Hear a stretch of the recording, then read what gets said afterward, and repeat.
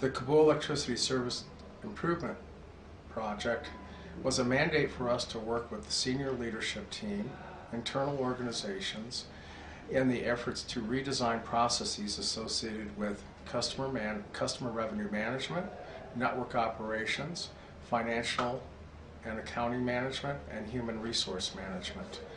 Of particular interest were the processes associated with commercial management, particularly in the areas of electricity revenue billing and collection.